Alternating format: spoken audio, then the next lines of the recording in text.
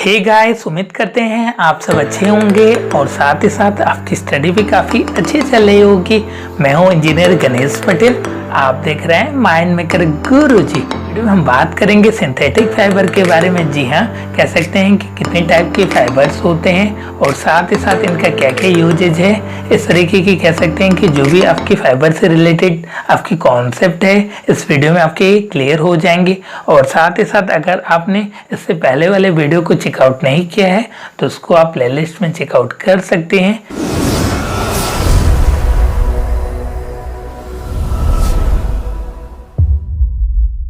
इस वीडियो में हम बात करें सिंथेटिक फाइबर के बारे में। तो सबसे पहले हम लोग जानते हैं कि फाइबर क्या होता है। उसकी अगर हम लोग बात करें तो fabrics are made from fibres. जो आपके कह सकते हैं कि फैब्रिक्स होते हैं, जो हम लोगों के कपड़े होते हैं कह सकते हैं, वो आपके फाइबर से मिल के बने होते हैं।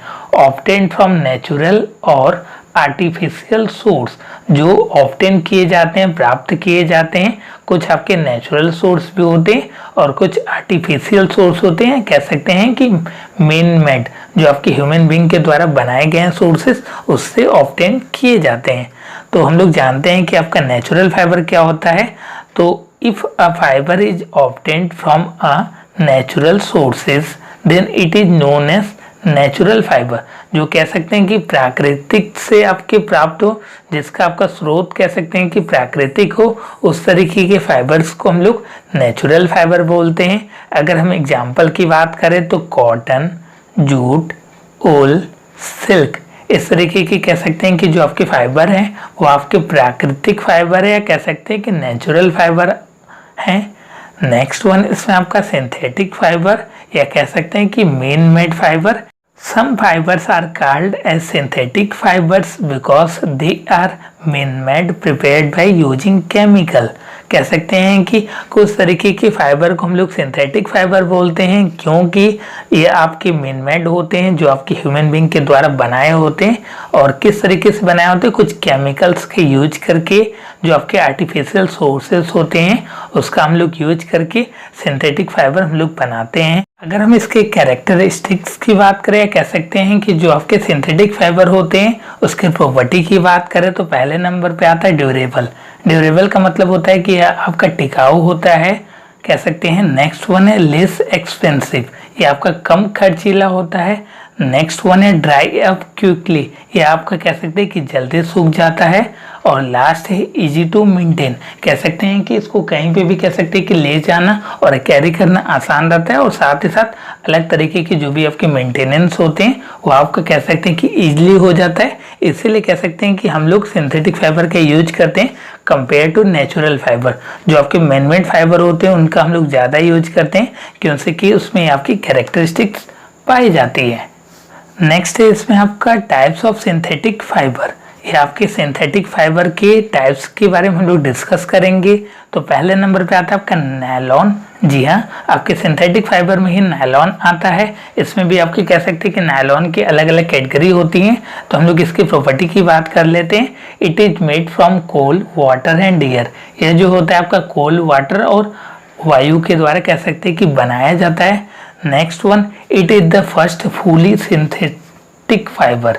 जी हाँ, ये आपका पूरी तरीके से कह सकते हैं कि सिंथेटिक फाइबर होता है नायलॉन। इससे पहले भी कह सकते हैं कि अलग अलग आपके सिंथेटिक फाइबर बनाए गए थे, लेकिन उसमें आपके नेचुरल कह सकते हैं कि फाइबर्स की कुछ प्रॉपर्टी थी। ये आपका फुली सिंथेटिक फाइबर है और आपका सबसे पहला है इट इज वाइडली फाउंड। अगर हम इसकी बात करें तो ये सभी जगह आपका इजीली अवेलेबल हो जाता है, इसके लिए आपको प्रॉब्लम नहीं फेस करनी पड़ती। Next one, it is durable as it has high strength. यह आपका टिकाऊ होता है क्योंकि इसकी जो स्ट्रेंथ होती है, मजबूती होती है, बहुत ही ज़्यादा होती है। Next one, it is rough and tough types of fibre. एक प्रकार का आपका रफ और टफ टाइप का फाइबर होता है जिसको हम लोग अलग अलग तरीके से यूज करते हैं। और यह आपका टिकाऊ होता है, मजबूत होता है, कह सकते हैं टूटता नहीं है जल्दी और इजीली अवेलेबल हो जाता है। यह सारी प्रॉपर्टी की वजह से हम लोग इसको आपको प्रायोरिटी देते हैं। अगर हम बात करें इसके यूजेज की तो it is used for making ropes, tents, tooth brush, car seat, belts, socks, parachutes etcetera. कह सकते हैं कि आपका नायलॉन का यूज किया जाता है रस्सी को बनाने में, टेंट्स, टूथब्रश, कार की सीट बेल्ट को और सॉक्स और पैरासूट्स को बनाने के लिए इसका यूज किया जा सकता है। नेक्स्ट वन है इसमें आपका रेयॉन। जी हाँ, रेयॉन।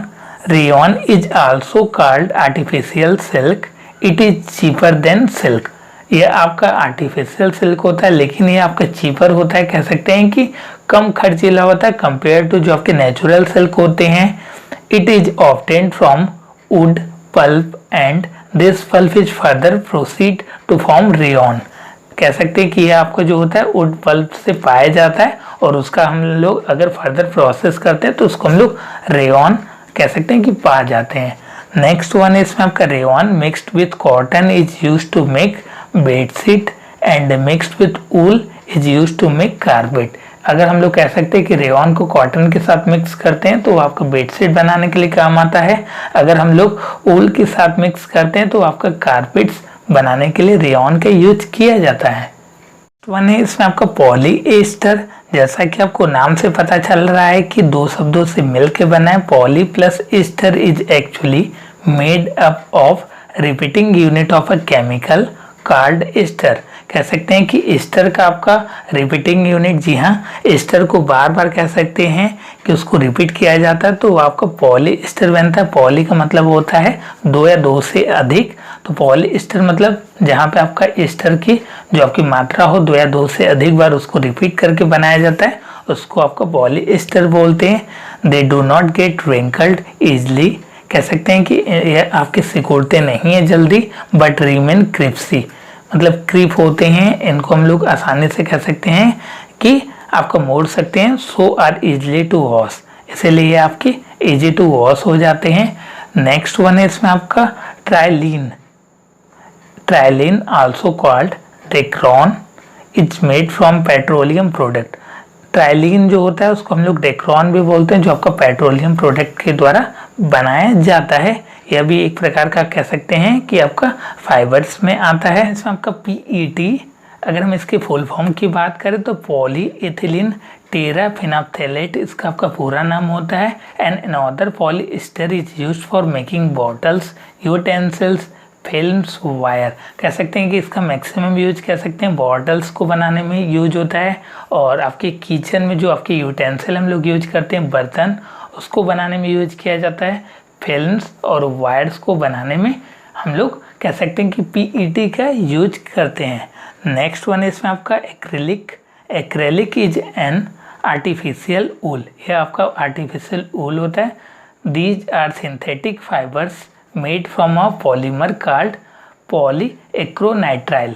ये एक प्रकार के कह सकते हैं कि पॉलीएक्रोनाइट्राइल आपके पॉलीमर से मिल के बना होता है, जिसको हम लोग एक्रिलिक बोलते हैं। कह सकते हैं प्रॉपर्टी से कैरेक्टरिस्टिक्स की बात करें तो it is soft and flexible. ये आपका कह सकते हैं कि सॉफ्ट होता है और साथ ही साथ फ्लेक्सिबल होता है, लचीला होता है। फ्लेक्सिबल का मतलब हो गया कि जैसे ऐसे मोड़े तो आपका लचीला हो, टूटे ना, कह सकते हैं।